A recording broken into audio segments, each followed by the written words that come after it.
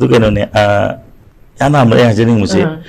mà cái problem gì ông cần cái nó tầm mình đã cái nó thôi 2005 cái gì đó có thôi lúc đó là cái tầm gì Manipur Pradesh Congress Committee nên cái nó pass petition này rồi mới 10 political parties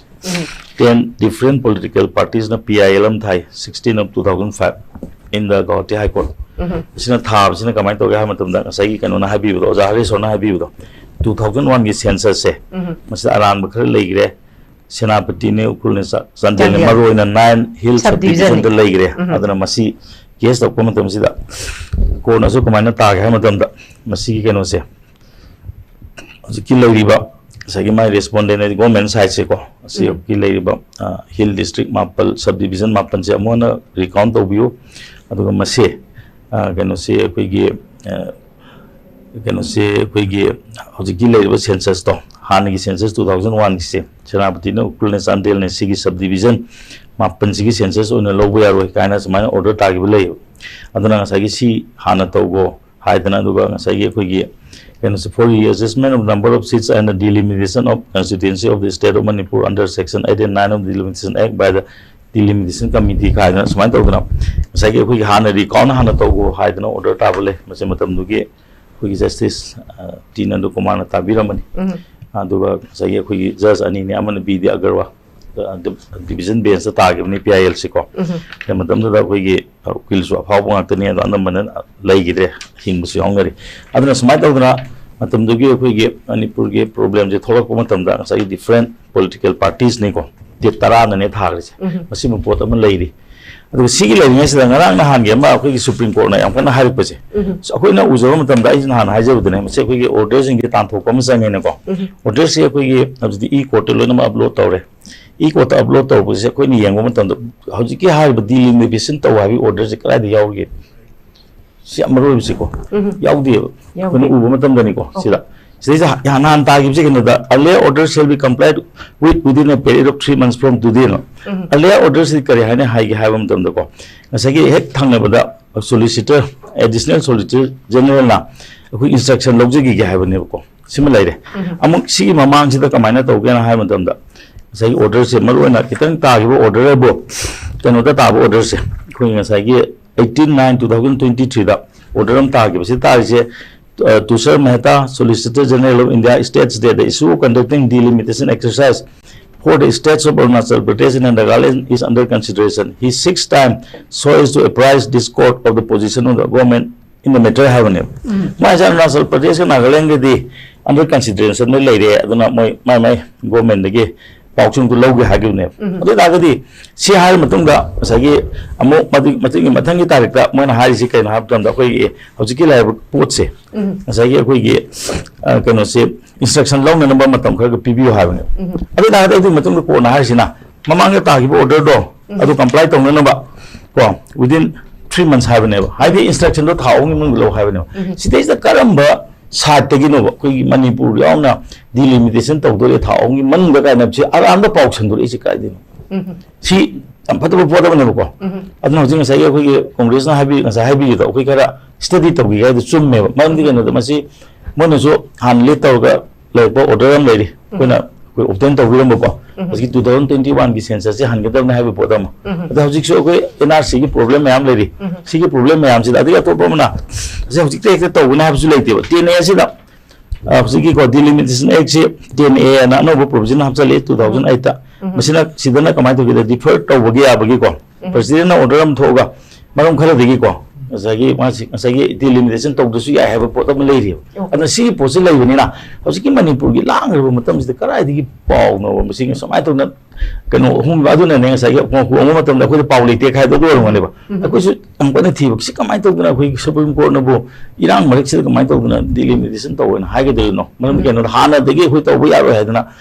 10 political party and never put not having a criminal they come to the Kodumadi. See the Ubangam there do a Mukrada. Thita retail political party, Zulu told of Nation party, Logam Romal. Adana, Sumana Puna Angela Pochida. As I get we canal and over them down as I get we court killer orders, no have it. As I get we can with the making one sang about not the target they push you. maduda akhoi wabam thokta le no waru bhai tare ko aidin han amron da hekta de khoi so phul le badu ta kai ni thawng delimitation to kai yo hong yo ko le ba chi rang thoi dra ne adana to bo matam da asagi kanu se makha ta ba order se man hai si ko release in the week commencing 21/7/2025 ne haidi kanu da July gi tangkuma to na hawa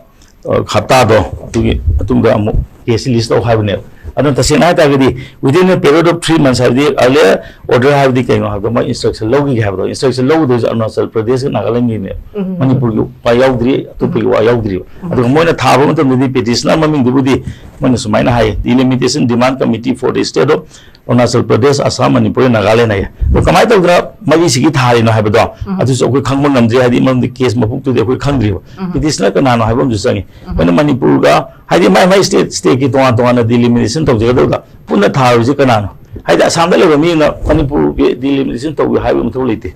adi mo Manipur de le na Assam ki talu muthu ta de Nagaland ki talu muthu ta de Arunachal talu muthu ta de adi dadi petitioners de soi to je kana no haiba koi yengom ju sangi ko aduna case ki masa oi gre adu hoji lagi ba state sida de ko ni yengom matam de masa ko i court thok matam da masa order se ko ama ani mari manga taruk tare nipan mapan tara tamdu tandi tom tamari tara mari thok he case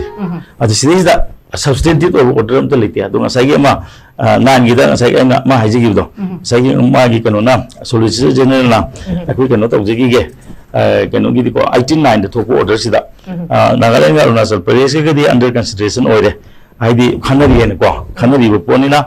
ko insai government tagi madu kanu logji gi instruction logi gi haibani adi instruction makha ta na muka instruction makha ta na PBO hagi bani ko kanu si mathangi tarik ta ko PBO hagi re mana logi budisu sai ko sometime to obtain instruction hagi ni adiga supreme court na kon ta gi matamda mamangi order do ado comply do no within 3 months ki man go to that means no no high do khad have ne ba sidi ki so ko na du da na to ngai lete ada sa yam san na da mas trouble monger high go dra na te ko iran si do ko sa ki iran si he na kan pa ya ba ki po ta ma ada ta se na hai da ga di mas da report to rei ba no se ko ki media house masi ba ko no question to bum sang ngai ba kala di phang ko paung no masi ma ki kwa ko ki tongan ba ko ki chi pauchi si the headlines koi delimitation ki atane ho ja even ngarang ko na ko chula lambe ya ko lambe ya do ko court ki order si ko na thaga document ko to I court thaga pani court ki document ko ai je document lai ta document bu thupiro so that ko ma'am lo gyan ta na no ko adu document lai te bi to ta ga di mo so ji book to butare ma mi kan do masi kari ko ge da criminal contempt ko court ki order si ona ta na athahan be si ko masi ko criminal contempt sang ko di ne ko adu na di masi ko na moida sa ge ko political party me am do pundi matam do ko to bu ya we ha bu le ne na masi ki pau che kyam chum no lam no ha bu do media house in the hang mo ma di osa na tra adu moida ma ko na mo je accountable o he bom chang yo ram ni kai no da lan ha bu je ka su na ta bo wa ma di lan thong na ni ne na tra adu na masi ki po da ma lai bani na ai khangma matam de di hoji ki ko ko gi congress o isu de yaw kane khali de any political party ji leba to mam de no da han mo khoina taw mi ba 10 political party na pun na traga sa mi se masi ju ningjang na matam da haina dum ro da ne ba ko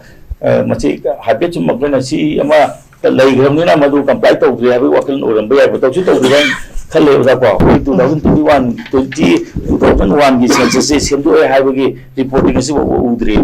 adu le ta ga si order se dum le gi ni adi mo ji di 10 se han gi delimitation act to the 10 se om de 10 ga 10 bi gi se 2008 te pusal pani defer to bu ya ba aya ba ni ba pi se masi to do su ya na ko adu na si gi po si lai ba ni na Manipur gi sai ba mai manak se da mai ja ko ya na ba po da ma ko tholo ko ma ba ma lai ai ngon da ai wakal da ko ma du su ko yeng ba ma sangi na ta se na ha ga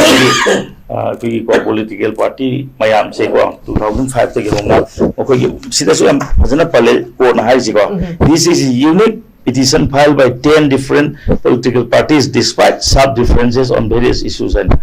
so these issues raised in the present petition are of far reaching constitutional significance they have a direct bearing on the democracy and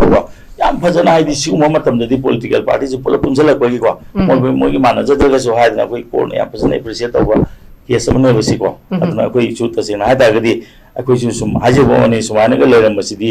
कोई ngarang thiru kan da kui so dung ko ko disu nungai bo pokse actual role da base tor ga delimitation taw da aduna nenga sa ga ko 2001 gi census ya maro je 2001 gi census se ete kan akoi ko na ya gidre supreme court na so ya da ba appeal taw ya adi matak da central government na suma do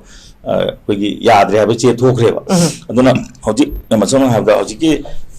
hoji am na lai ba issue se kai na ba ko mo na hoji court ki order seasonary ba mon atop ya ko me na taw ne ha ba gi taw na te ba court order ma seasonary panina ne ba madu koi contempt court la ka da la odra koi kitang further ma yengum sang nga sa oji koi oda to mina anso habi ge bo danu so habi ge bo koi petition je koi copy lo bum sang he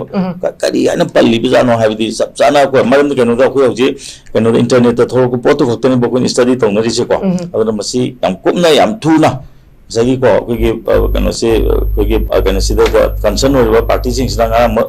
kano moi punjan gi ba party duna haiba tare ko moi moi mi loi lei na ba dina adigi petition copy do piro wa haidana tawga sagi am thuna sagi sidi ko sagi hekta ko emergency gi mong do ko masi ko na masi hai mo tharo ngasi mo tharo na haiba sagi bi na tawi po to ko na check toba aduga madu kari ma hojiki high supreme court na aduga mo poto lagi de ta ga de ko na so clarify to bum sange ba sidi suma to na misunderstanding am de sakhi bini supreme court na haiba de sini do simonti leiti na haiba to mana to bum sange do kari ma ta senga supreme court na su to hai ta ga de ma to hoji tne gi matu gi na ko di exam to haiba tai ko ga sai masagi mayam ma hoji lai bini na ko mam di keno da aadhar link to ba du cham lu bum le आधार से याम साजनब पोत मयाम लेगे नान हाइने दिन आधार से कोई संबाय दे पुरे हाइने दिन को आधार से क्या थाजनिङाइ लेगे हाबसे मणिपुर के आधार से दि खुने सुमसी याम थाजनिङाइ ओइ दे पोत खरे याव हेब अदना मसी की पोछि लेबनिना मसी को याम कुन येमु जंगे तो तबुदो बोसि पॉलिटिकल पार्टी मयाम पुंजल पसे it is a good sign सिमतम सब सारे हाने की पुनबा माने पुनपिरो